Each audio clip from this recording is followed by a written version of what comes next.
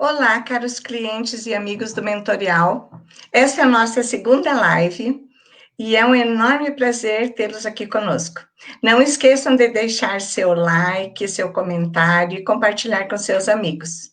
Hoje vamos conversar sobre ações em prol das pessoas com altas habilidades no ensino superior. Será que os superdotados no ensino superior ainda precisam de atendimentos e de serviços de apoio? Para nos responder a estas e outras questões, convidamos as professoras da Universidade Federal do Paraná, doutora Laura Sereta Moreira e doutora Tatiana Riech.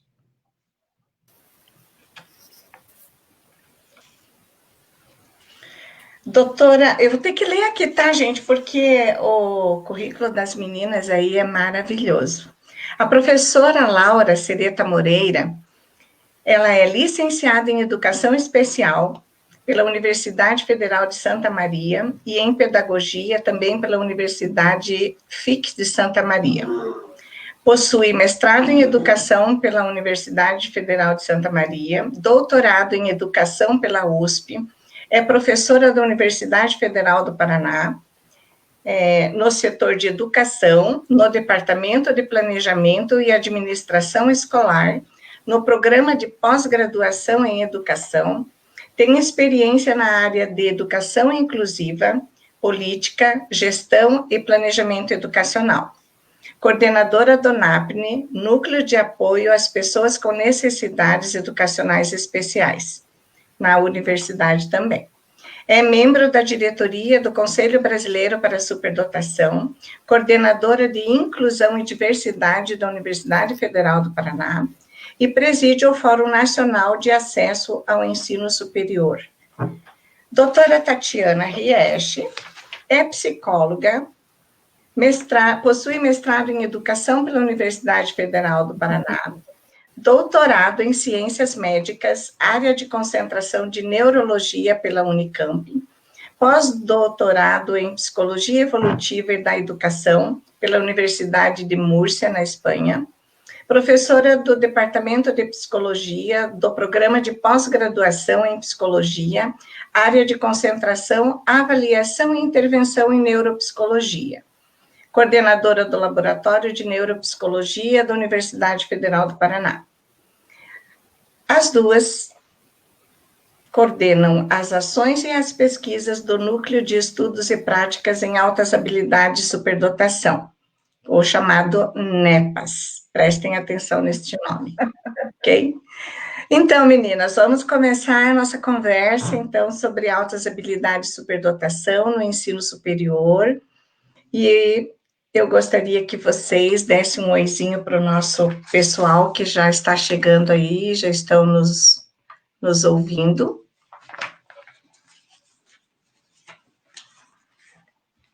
Fiquem à vontade, ou a Laura, ou a Tatiana. Ok, boa noite, pessoal.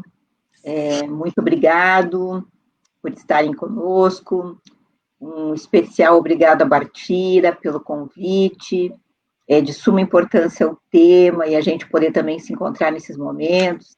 Estar aqui com a Tatiana, que não é só uma colega de trabalho, mas uma parceira, uma amiga também de vida. Enfim, é um momento bem especial que a gente pretende, com essa conversa, contar um pouco, né, do que a gente tem feito, das nossas aspirações, enfim.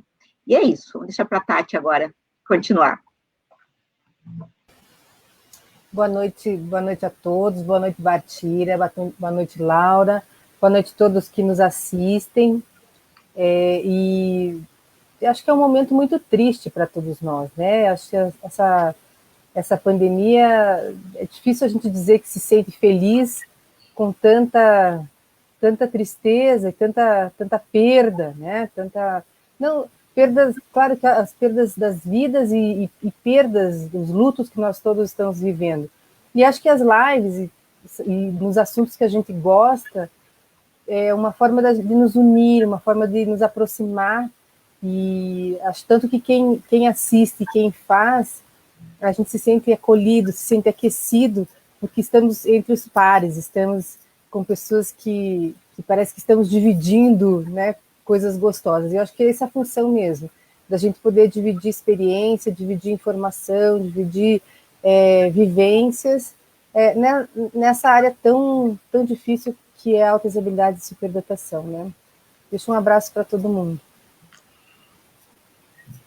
Gente, é um prazer estar aqui com vocês, principalmente porque quando nós conhecemos vocês como professoras de universidade, nós sempre temos uma idealização de vocês, né? Porque vocês são as nossas mestras, vocês são nosso ideal, assim, de conhecimento, principalmente porque é a área que a gente está ali junto com vocês, né? É o que a gente almeja.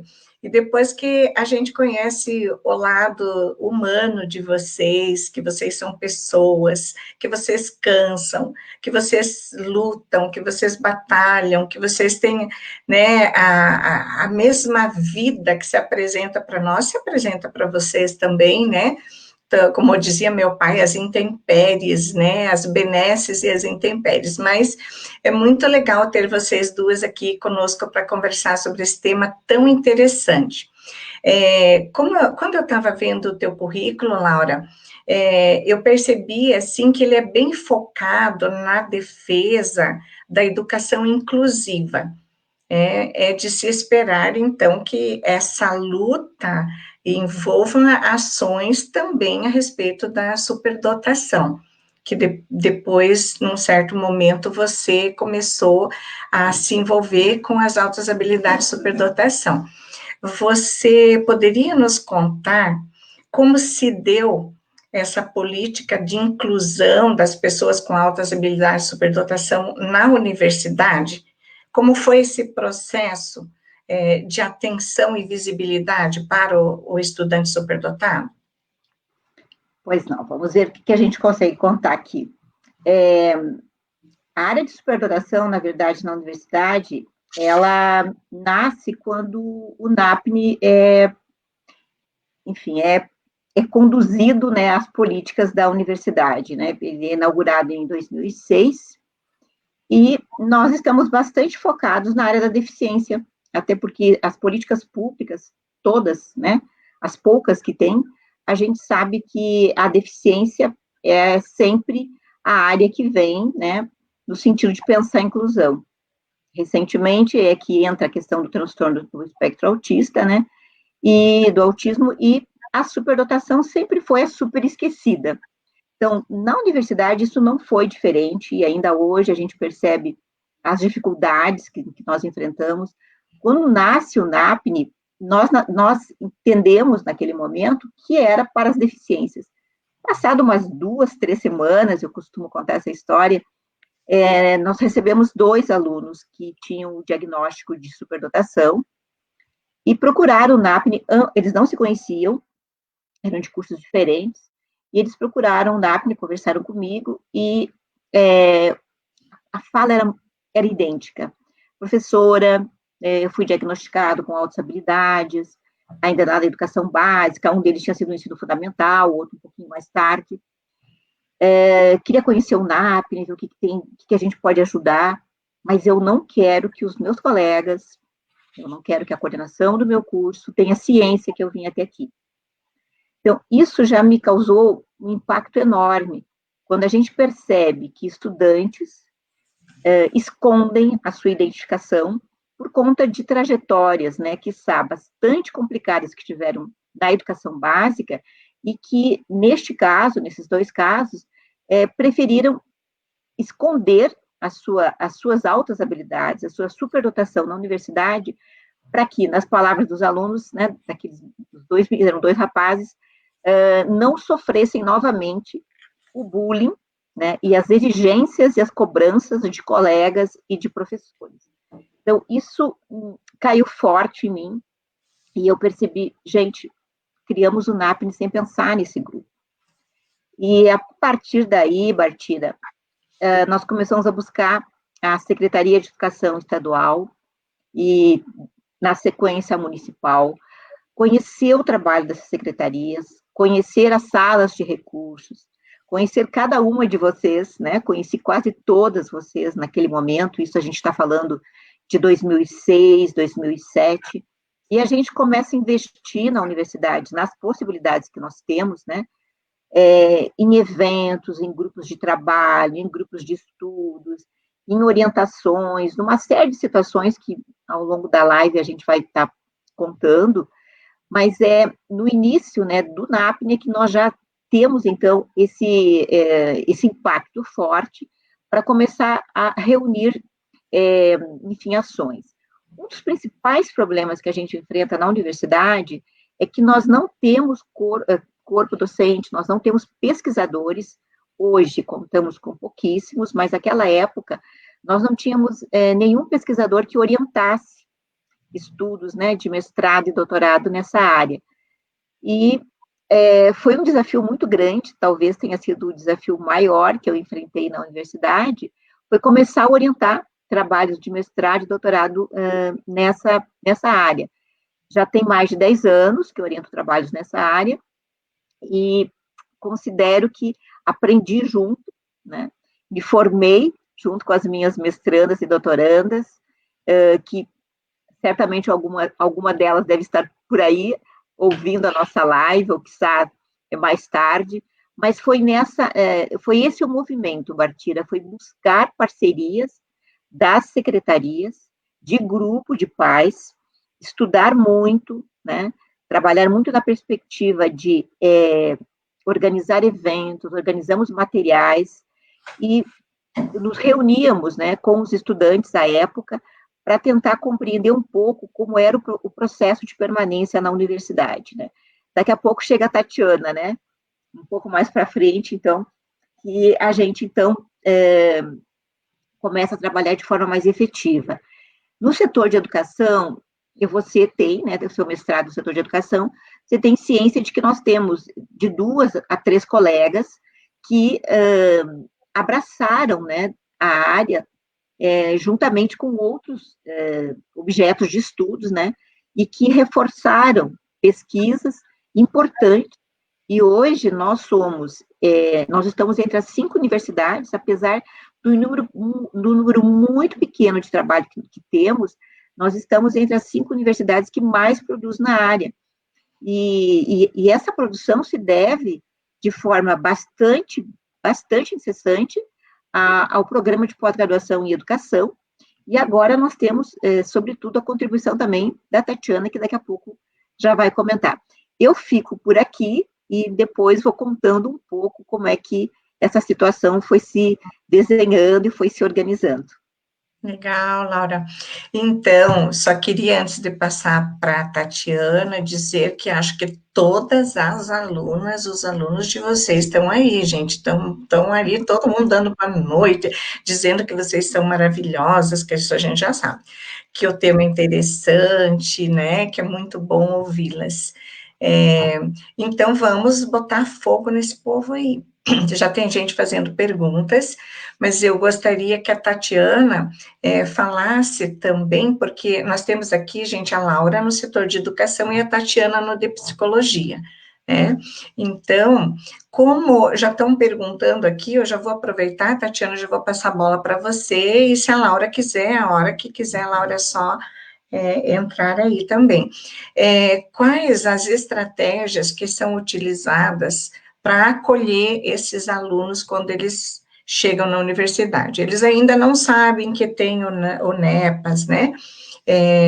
Não sabem que tem o outro programa, que eu não vou dizer o nome, depois eu vou deixar para a Tatiana falar, mas assim, quando eles chegam, existe alguma estratégia para identificar esse aluno? Isso é feito pela universidade?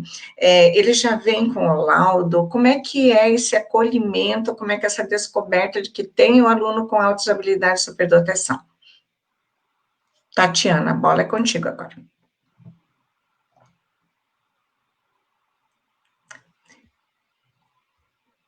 Teu microfone.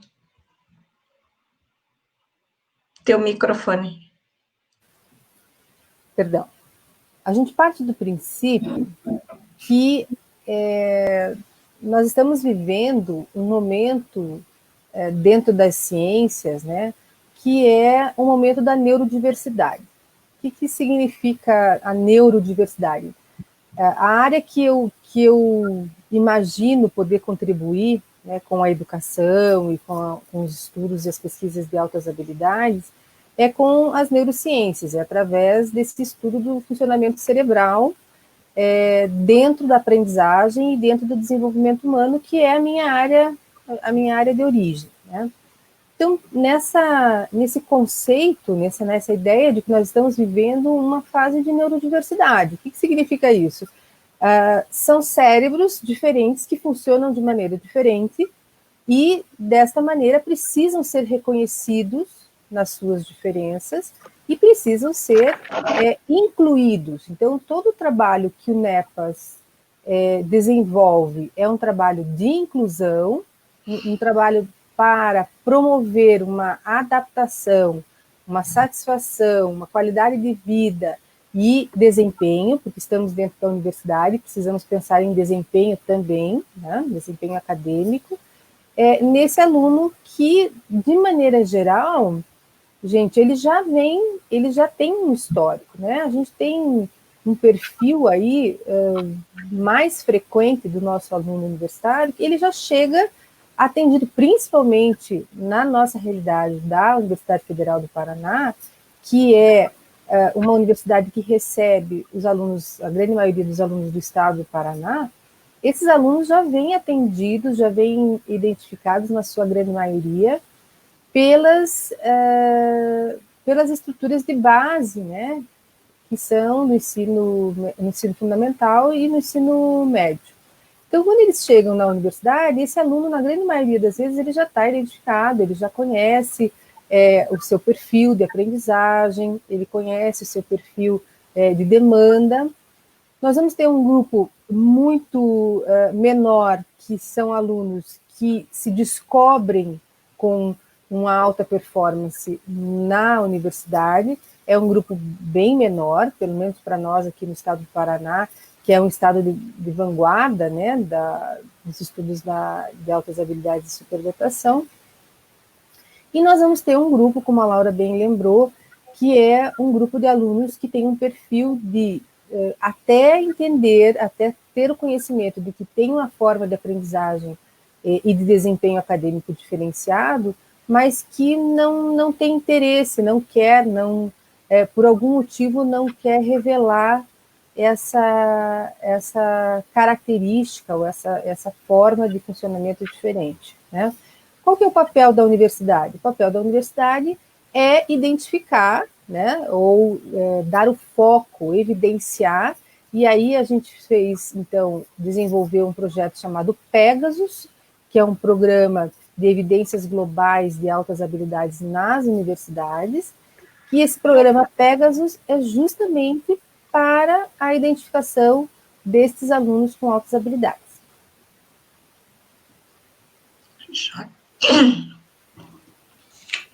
Partira, daí deixa eu encaixar um pouquinho.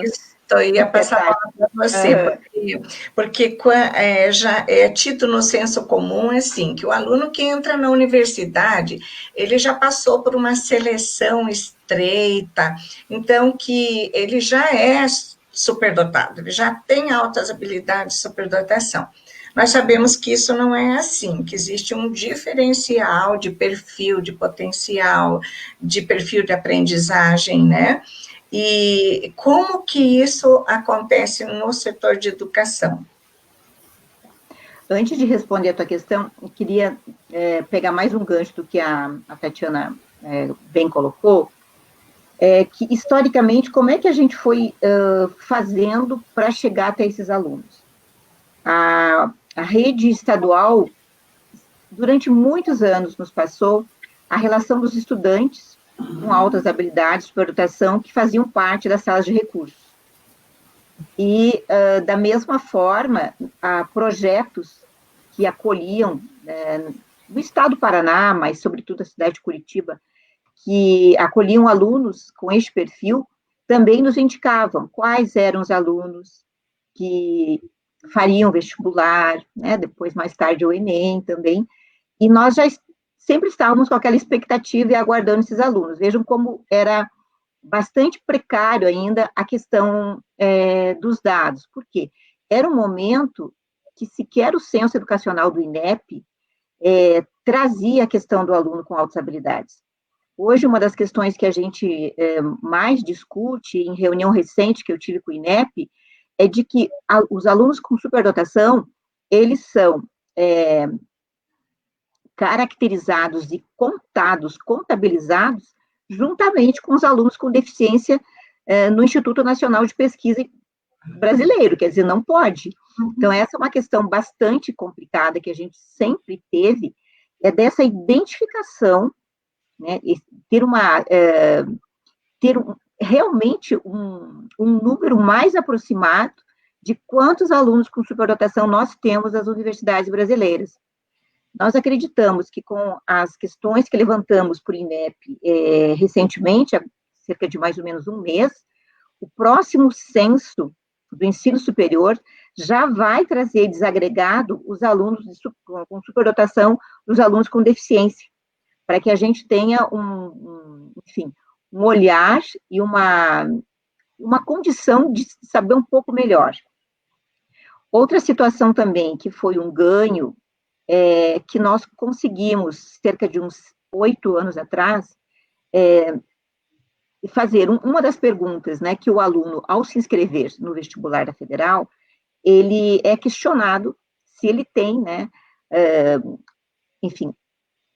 altas habilidades, se ele tem uma avaliação, é uma forma de autoidentificação, que isso também é um termômetro para a gente ter uma ideia de quanto é esse percentual, considerando tudo aquilo que a professora Tatiana colocou anteriormente. Boa parte desses alunos chegam na universidade já conhecendo, ou pelo menos tendo uma grande desconfiança de que são diferentes em relação às respostas que dão à aprendizagem. Bom, com relação ao setor de educação, o que eu posso te dizer? Primeira situação é a formação. Um dos elementos mais fragilizados que eu entendo, e que não é só do setor de educação, mas que é geral com relação à formação de nossos professores, de nossos futuros docentes, conteúdos, vivências dentro da universidade, seja na forma de disciplina, seja na forma de pesquisa, de ações de extensão, que tenham como base de estudo a superdotação. Né? Aqui eu estou usando de forma altas habilidades e superdotação. Nós sabemos o quanto, às vezes, essas questões nos implicam, né, na hora da escrita do eu, mas aqui eu estou me permitindo usar os dois termos. Então, no setor de educação, a gente tem pouquíssimas vivências que são, muitas vezes, fundamentadas nas disciplinas de psicologia da educação, que trabalham de forma muito, mas muito agarrada, de forma altas habilidades e superdotação. Nós sabemos o quanto, às vezes, essas questões nos implicam, né, na hora da escrita do eu. Mas eu estou de forma altas habilidades e superdotação. Eu parei porque está dando eco. Não, acho que agora já está tudo bem. Por isso que eu fiquei quietinha, quando eu comecei a me ouvir. Não, agora está tudo bem, pode continuar. Então, assim, ainda são muito incipientes. O que nós temos nesse momento, que está, enfim, nos deixando um pouco mais animadas, é o recente grupo de pesquisa que tivemos aprovado pelo CNPq, e que vamos ter como um dos eixos principais as altas habilidades.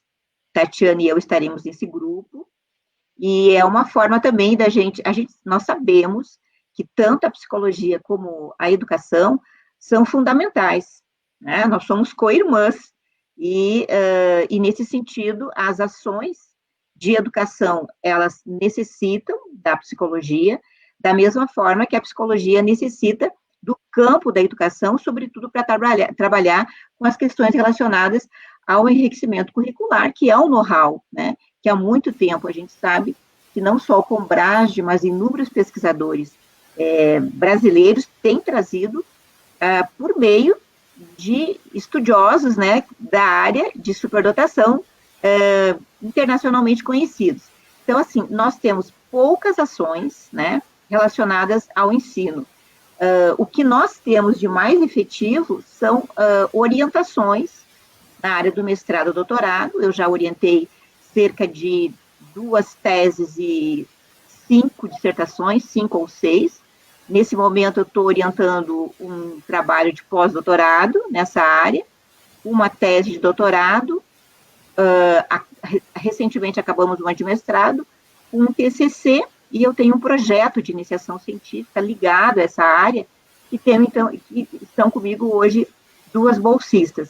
Mas são trabalhos que a Tatiana vai concordar comigo, com certeza, que nós fizemos de uma forma muito individual, mas que acabam não refletindo, não são trabalhos, são ligados aos nossos setores, porque nós estamos lá. Mas eu percebo o setor de educação distanciado. Poderia estar bem mais presente nessa área. Uhum. Como que isso está acontecendo no setor de psicologia, Tatiana?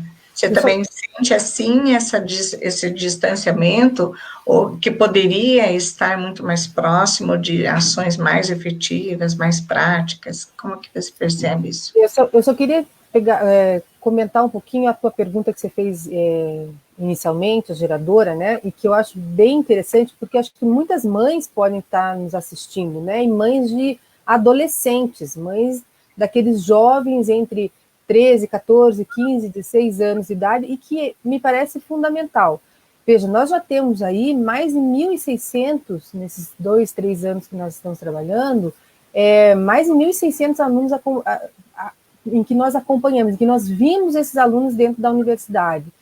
E essa ideia de que estar na Universidade Federal já é um comprovante de altas habilidades, isso não é verdade. Isso não é verdade. Quer dizer, o que garante você ainda estar dentro de uma universidade é o esforço, seja mesmo nos protocolos de inclusão, no sistema de cotas, né? Ele é um sistema em que você precisa batalhar, você precisa investir nesse conhecimento, nessa formação para você conseguir. Então, não é verdade, na grande maioria dos nossos alunos são alunos extremamente batalhadores, talentosos, são estudantes que entendem a educação, a aprendizagem formal e investem assim como as suas famílias. E uma coisa bem interessante é que nós temos dentro da altas habilidades, e alguns pais aqui podem concordar comigo, uma coisa que é o subaproveitamento, o subdesempenho, que é muito comum hoje entre os jovens, esse jovem que está começando ou terminando o ensino médio, em que a escola ela passou pela vida desse estudante de uma maneira tão fácil, e foi tão pouco desafiadora, foi tão pouco motivadora para ele, que muitas vezes, gente, ele chega na universidade, ou ele chega na beira do vestibular e ele não sabe estudar. Ele não sabe estudar, porque ele nunca estudou. A gente tem relatos de alunos que nunca estudaram na vida, que nunca sentaram, nunca se dedicaram para estudar na vida. E o que acontece? Quando ele está na beira da entrada no ensino superior, ele precisa, de alguma maneira, se ele quiser uma universidade, qualquer universidade, ou se ele quiser uma universidade de alta performance, como, por exemplo, as universidades exatas, o ITA, e etc., ele vai precisar realmente investir, né, mesmo sendo um sujeito com altas habilidades de superdotação, porque ele está concorrendo com outros sujeitos que também têm uma grande capacidade intelectual. Então, ter só inteligência não basta, né? Você precisa ter outros, você precisa ter uma família que apoie, você precisa ter uma questão emocional, afetiva, social que apoie. E que a gente está vendo que muitas vezes esse jovem ele tem um grande potencial intelectual, mas tem um péssimo apoio social ou familiar, ou não tem nenhuma vida social, não desenvolveu uma capacidade de ter um cano de escape na sua ansiedade. Então, são sujeitos ansiosos, são sujeitos que não sabem lidar com frustração, não sabem lidar com perdas, e aí se deparam, entram na universidade e muitas vezes não conseguem, não se adaptam, porque realmente precisam trabalhar uma outra questão que não é apenas o conhecimento por si, né? Então, a psicologia vem junto com a educação, a gente não consegue separar, quando a gente trabalha no ensino, a gente não consegue separar em nenhum momento, no ensino superior, mais ainda, porque são setores que trabalham juntos, em ações conjuntas, e não só. E lembrem, gente, nós estamos tendo jovens entrando na universidade com 13 anos, né? Ou seja, nós precisamos, a educação precisa estar junto com a psicologia, porque hoje na universidade, muitas vezes, ou diria para vocês que 50% das vezes, a gente tem que chamar o aluno e chamar o responsável, porque ele é de menor, e de menor não é 17, né? A gente está trabalhando com 13 anos. E no Brasil, todos os anos, isso vem aumentando, pela questão da possibilidade da aceleração, e que nós vamos ter a entrada aí cada vez mais nova. Fora do Brasil, a gente já sabe que em universidades internacionais, em outros países, é possível, inclusive, com 8 anos, o que não é possível no Brasil. Mas nós já temos jovens muito novinhos dentro da universidade. Então, não tem como a gente trabalhar só com a questão do conhecimento, mas a gente tem que trabalhar as questões emocionais, as questões familiares, as questões adaptativas, para desenvolver o bem-estar e visando a qualidade de vida desse sujeito, desse aluno. Muito bem. Tatiana, exatamente no momento que você está falando sobre isso, uma mãe faz esse questionamento, né? Como vocês veem o egresso dessas pessoas com altas habilidades tão novinhas na universidade, com 13, 14, 15 anos? Isso, por certo, é diferente e requer um acolhimento diferente daquelas que entram com 20, né? Como que vocês veem isso? Como psicóloga, a Laura como especialista nessa área, isso tem causado muitos problemas, ou isso tem sido tranquilo? Como que isso está acontecendo na nossa Universidade Federal do Paraná? Bom, nós tivemos em 2011 a entrada de um estudante com 13 anos. Foi um impacto muito grande à época, e não só o Paraná, mas o Brasil, foi uma notícia muito forte para todo mundo, né, à época, né? Ele tinha tido seus estudos acelerados, portanto, tinha a certificação já concluída. E o que nós organizamos à época foi uma rede de apoio. Nós precisamos trabalhar diretamente, naquele momento, com a coordenação do curso, com os professores, com a família, né, a mãe, que era um menino que só tinha mãe, e até para exemplificar, a mãe naquele momento estava sem emprego, e eles passavam por condições extremamente difíceis. A mãe ele não tinha nem como chegar até a universidade, né, em termos de, por mais que a universidade, à época, trabalhasse com várias situações de bolsas, enfim, eles estavam passando por grandes dificuldades. Eu lembro que, à época, nós conseguimos, inclusive, introduzir a mãe no RU, que é o nosso restaurante universitário, e ela passou a trabalhar em serviços, né, como cozinheira na universidade, porque ela tinha um verdadeiro pânico, né, porque ele era muito pequeno ao olhar dela, de como ele enfrentaria a universidade. Pois bem, esse menino enfrentou muito bem a universidade. Já ao final do primeiro ano, ele era monitor da turma, ele, na sequência, ele já fez o mestrado, ainda cursando a graduação, e eu vejo que este estudante, ele abriu uma perspectiva bastante grande dentro da universidade, porque todos os professores que passaram e conheceram a história, particularmente desse estudante, a gente está falando de 10 anos atrás, ressignificaram a questão de uma pessoa com superdotação dentro da universidade, independente da idade. Então, foi uma experiência riquíssima, né? Hoje ele já está com todas as titulações possíveis, mas foi, sem dúvida, uma situação bastante importante. A partir dali, como a própria Tatiana coloca, nós temos cada vez mais estudantes com idade inferior a 17 anos, muitas vezes, né? A gente costuma dizer que o ECA também está dentro da universidade, né?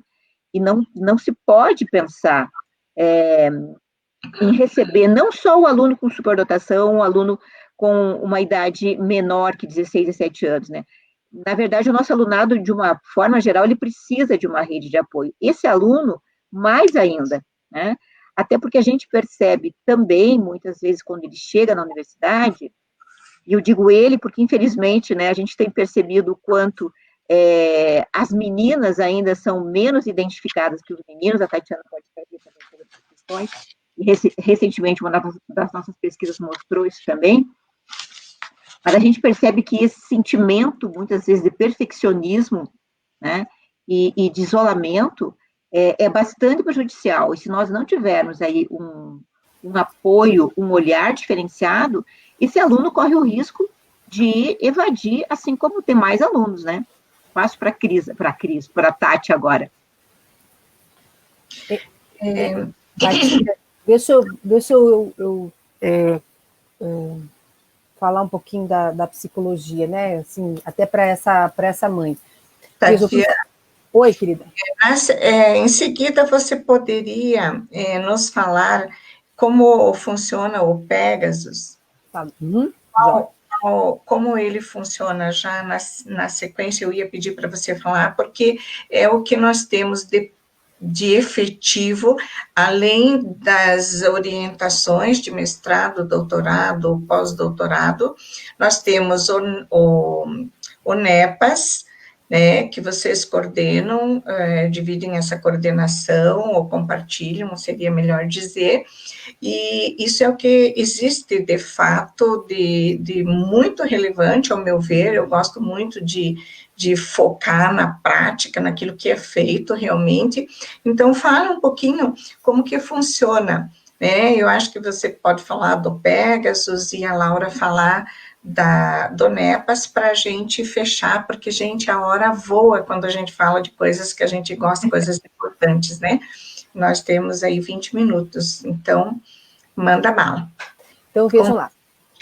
O Pegasus, que é esse programa de para evidenciar altas habilidades no ensino superior, ele parte do princípio, exatamente nessa pergunta que essa mãe fez. O processo de inclusão não é o aluno se adaptando à instituição de ensino, à educação, mas é a educação se adaptando às demandas desse aluno, desse estudante que precisa, que apresenta necessidades educacionais especiais. E altas habilidades está inserida, né, dentro das necessidades educacionais especiais. Nós precisamos desenvolver métodos e técnicas, avançar nesse ensino. Então, como é que nós entendemos isso? Nós entendemos que a universidade é que tem que se adaptar a eles, não é eles que têm que se adaptar à universidade, né? E se nós temos hoje estudantes com 13 anos que conseguem, que produzem, que se adaptam, nós precisamos, então, desenvolver métodos e técnicas de ensino e aprendizagem para esse grupo, né? Preparando os professores, preparando em materiais, enfim, com todo um trabalho de enriquecimento, né? Então, o Pegasus, ele nasce justamente para identificar e com o objetivo maior de desenvolver, né, novas tecnologias humanas para lidar com altas habilidades dentro do ensino superior, seja ele com 13 ou seja ele com 50. Nós também temos vários alunos que têm vários cursos de pós-graduação e que vão somando aí um currículo enorme, né, dentro da universidade. Então, nós temos uma gama muito grande. E o que acontece? Nós desenvolvemos um método em que nós entramos dentro dos cursos, alguns cursos, nós selecionamos por períodos os cursos que nós vamos entrar, entramos em contato com o coordenador do curso, o coordenador indica um professor, que é um professor no qual ele orienta, ele solicita que nos receba. A equipe do Pegasus entra em sala de aula dentro da universidade e tem uma conversa com esses alunos desta disciplina. E deste curso, neste período, né, a gente faz isso todos os períodos, durante todos esses anos. Nós passamos um questionário, esse questionário é de autoindicativo e heteroindicativo, ou seja, não só eu me respondo algumas perguntas sobre a minha vida e sobre o meu desenvolvimento e sobre a minha aprendizagem, mas o meu colega que me conhece também responde sobre mim, e nós, então, identificamos, junto com o professor, alunos que apresentam desempenhos, formas de aprendizagem que são diferentes, que requerem, que exigem, talvez, uma atenção maior, ou que o professor percebe que precisa estar mais atento. Nós fazemos o convite a esses alunos para que venham ao NEPAS, que fica na Praça Santos Andrade. Nós solicitamos a autorização de avaliação psicoeducacional, então ele é submetido a uma avaliação psicoeducacional, né, tanto na questão pedagógica, acadêmica, no estilo de aprendizagem, na história de aprendizagem acadêmica desse sujeito, quanto nas funções psicológicas, que tipo de inteligência ele tem.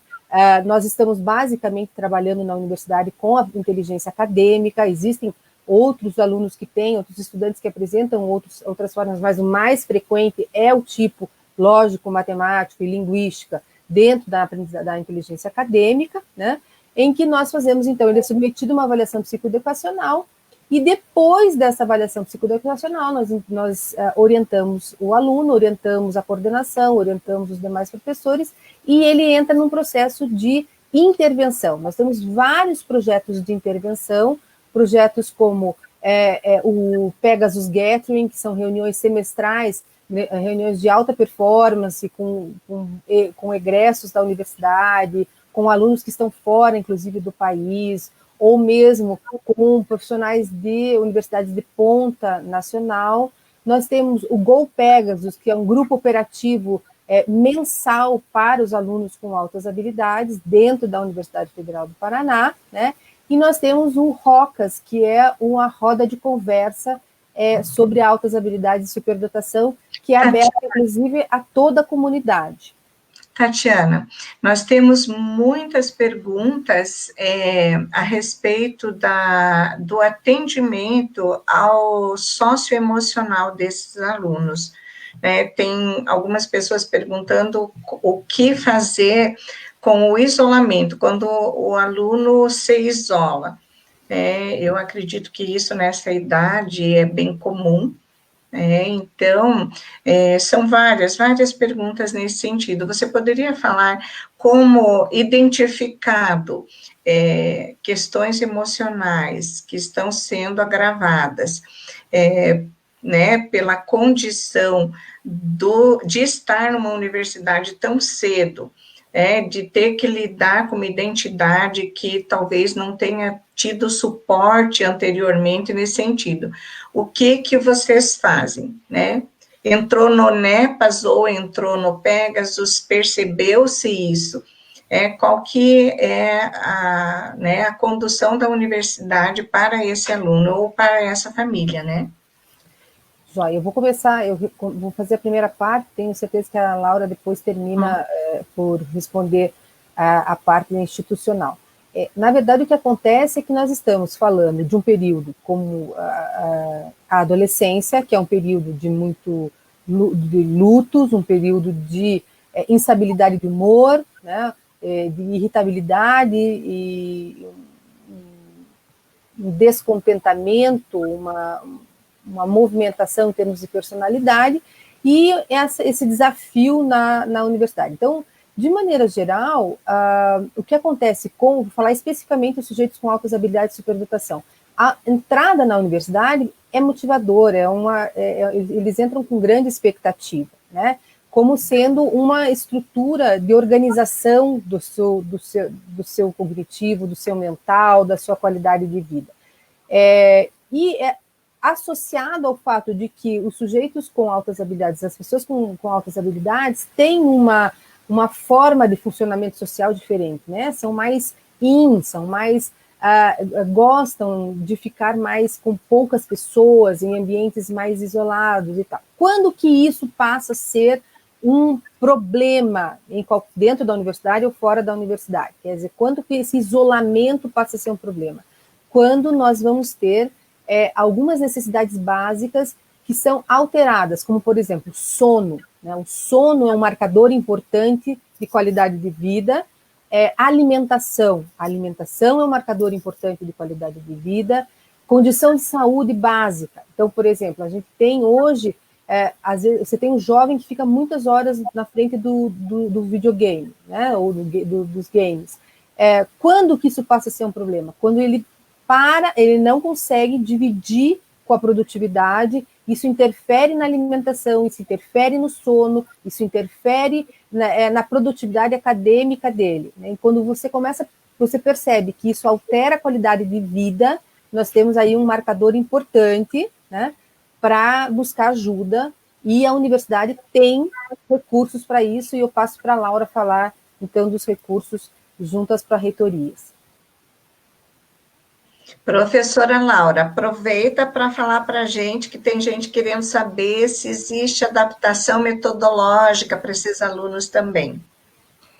Bom, a gente tem, nesse período agora de pandemia, sobretudo, feito levantamentos, né, relacionado às condições, e o Departamento de Psicologia da Tatiana tem várias colegas que vêm desenvolvendo também trabalhos dentro dessa área, no sentido de acompanhar, né, este universo que é enorme, né, nós temos mais de 40 mil alunos, né, mas na tentativa de acompanhar um pouco como estão, né, como esse aluno está, as condições emocionais, as condições familiares, as condições de saúde, né, nós temos inúmeros estudantes que já passaram pelo Covid-19, seus familiares, perdas, né? Então a gente vive num momento bastante complicado, como, enfim, todos nós já sabemos e já foi colocado aqui, inclusive.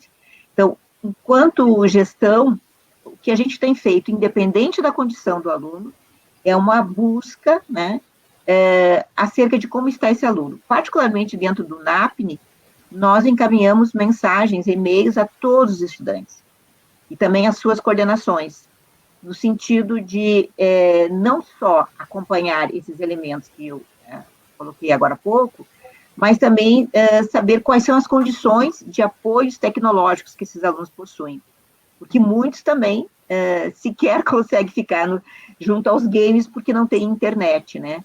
Então, a universidade vem trabalhando bastante nessa perspectiva de atingir todos os alunos, sejam eles com necessidades especiais ou não. Então, a partir dessa perspectiva de chegar de uma forma mais acolhedora esses alunos, a gente tem feito movimentos na universidade, um pouco mais recentes agora, de retorno às atividades de ensino, né? E isso a gente tem observado o quanto, eu estou trabalhando nesse momento com disciplinas remotas, o quanto tem sido motivador para os alunos. A grande maioria está num isolamento bastante grande, enfrentando inúmeras dificuldades, e a gente percebe o quanto a universidade, nesse momento, ela é importante, independente da situação do aluno, né, seja ele com necessidades especiais ou não. Então, em termos de gestão, é o que a universidade tem feito, ainda incipiente, obviamente, né. Com relação aos alunos com superdotação, Tatiana e eu, a gente vem conversando nos últimos dias para organizarmos ações mais efetivas. Todo esse trabalho que nós estávamos fazendo, ele foi interrompido com a pandemia, né? Não há mais como chegar em sala de aula, fazer, enfim, trabalhar com esses estudantes, os grupos estão, nós temos os grupos do WhatsApp, mas a gente percebe que há uma necessidade grande aí de nos reinventarmos. Hoje eu e a Tatiana conversamos bastante com relação a isso. E, sem dúvida, agora para o segundo semestre, a gente vai organizar um planejamento mais efetivo, até porque estaremos retornando parte das nossas atividades remotas, mas também atividades como já vinham sendo desenvolvidas pelos projetos, né, que agregam o NEPAS, né, nós podemos retomar muitas questões remotamente. E, sem dúvida, entender que esses alunos podem, inclusive, trazer para nós perspectivas, olhar inovador dentro da própria pandemia e dentro enfim, de todas as situações de precariedade que a gente vem vivendo, né? Então, nesse sentido, Bartira, as nossas políticas têm caminhado nesse sentido, de trazer, de acolher todo e qualquer aluno, mas não é uma tarefa fácil, né? Não é. Bom, eu tenho que ser portadora de uma péssima notícia, que o nosso tempo está se esgotando, mas gostaria muito de agradecer a professora Laura, a professora Tatiana, dizer às pessoas que estão nos perguntando algumas questões que nós não vamos ter tempo de passar a elas agora, mas dizer que essas perguntas nós vamos tentar respondê-las, né, na medida do possível. Eu acredito que vocês também, se essas demorar muito para conseguirmos responder, vocês podem entrar em contato com a universidade assim que a pandemia passar. O NAPNE e o NEPAS estão ali para que as pessoas possam ter acesso a essas informações, né, fazer as suas consultas, tirar suas dúvidas, e tem o mentorial também. Nós estamos também trabalhando de forma remota, mas nós nos dispomos, nós somos uma equipe grande, então nós podemos nos dispor a estar em contato, respondendo algumas questões e colocando vocês em contato com as professoras Laura e Tatiana. Tá? Isso nós podemos fazer, vamos fazer com muita alegria. Como o nosso foco nesse primeiro momento são lives que abordam ações em prol da pessoa com altas habilidades de superdotação. Mas nós vamos ter um segundo momento, onde nós esperamos ter a professora Laura e a professora Tatiana de novo conosco, onde nós vamos compartilhar, vamos ouvir justamente as pesquisas que estão sendo feitas na universidade. Os trabalhos de mestrado, de doutorado, vai ser um momento realmente de compartilhar aí o conhecimento. Então, nós vamos sair um pouquinho da ação, vamos para o conhecimento, embora eu tenha uma vinheta que eu sempre digo assim, gente que pensa é gente que faz, né? Então, as duas coisas têm que andar juntas, né? E nós temos que ter essa parceria com a universidade. Aqueles que pensam, pesquisam, estudam, descobrem, propõem, né, e fazem. Por isso que eu trouxe vocês duas aqui, porque vocês... Está na hora de você voltar, né, para a universidade.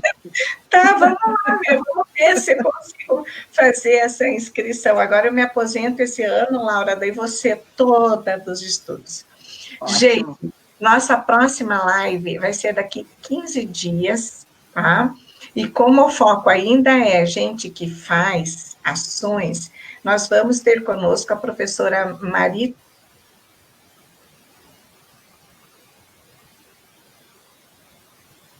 Opa! Oi, gente! Oi! A Bartira, acho que a conexão dela caiu, então só para avisar que daqui 15 dias nós vamos ter a nossa próxima live, vai ser com a professora, mestre Marita Renó, que vai falar sobre sobre os alunos, né, sobre os alunos com altas habilidades e sobre essa inclusão deles, principalmente no ensino fundamental, na área de matemática. Eu queria agradecer a todos que acompanharam até aqui, agradecer a professora Tatiana, a professora Laura, dar um espaço para que vocês possam fazer os apontamentos de vocês, o momento final. Então, eu vou começar com a Tatiana, com a professora Tatiana, para que ela possa se despedir. Então, quero deixar aqui meu abraço, meu agradecimento a Mirla, meu agradecimento a Bartira, um abraço, Laura, boa noite a todos que nos assistem. Dizer que a universidade está aberta, que nós estamos abertos a responder aos pais, aos professores, aos profissionais da educação, aos profissionais da saúde. É o papel da universidade é estar na comunidade, estar com a comunidade. Então, a gente está à disposição para conversar, para projetos, para desenvolvimento de ações, e deixar um grande abraço para todos e que fiquem bem. Professora Laura. Então, da mesma forma, meu agradecimento, nessa noite gelada, a gente poder estar aí compartilhando com pessoas tão queridas, né? Certamente, depois que terminar a live, eu vou dar uma espiada, né, as perguntas, quem foram as pessoas que nos acompanharam, e da mesma forma que a Tatiana, também dizer o quanto a universidade e também o nosso compromisso que temos como professora, como pesquisadora, em prol da inclusão, né? Então, a Bartira acaba de voltar, que estamos enquanto instituição abertos, obviamente, e é muito bom receber também ideias que venham da comunidade. A gente também não pode esperar que sempre seja a universidade que tenha a oferecer. O que a gente recebe de ideias e de sugestões importantes que vêm da comunidade, que vêm das famílias, que vêm dos estudantes, é de suma importância. Então, essa é uma via de duas mãos. A universidade está aberta, e nós aqui, enquanto professores da universidade, nos colocamos nessa condição, e, por fim, dar uma boa noite e um abraço bastante forte a todas e todos que estiveram conosco, e agradecer as nossas duas meninas, né, Bartira e Mirla, que estiveram conosco de forma, enfim, mais próxima, né? É isso, gente. Obrigada e até a próxima. Nós estamos à disposição. Laura. Obrigada, professora Laura, professora Tatiana, obrigada, Mirla, pela parte técnica, pelo suporte técnico. Eu caí, gente, que horrível, caíram comigo aqui. Mas eu gostaria de reforçar, então, daqui 15 dias, professora Marita Macelli, Renan Macelli, vai nos falar sobre enriquecimento intracurricular, como é que se faz isso com os alunos dentro de sala de aula, né? Ela tem muita experiência, ela é mestre em educação matemática, então ela vai focar, lógico, na educação matemática, mas vai ser muito legal, tem muitos professores que nos pediram, do grupo de altas habilidades, estão nos pedindo isso. A gente quer saber como é que faz na sala de aula, o que a gente faz com eles, né? Então, a professora Marita Renova vai estar aqui conosco, dando umas dicas de o que fazer com esses alunos dentro desse tema que nós chamamos de enriquecimento intracurricular. Gente, muito boa noite, obrigada pela presença de vocês, pela participação, até a próxima. Gente que pensa é gente que faz.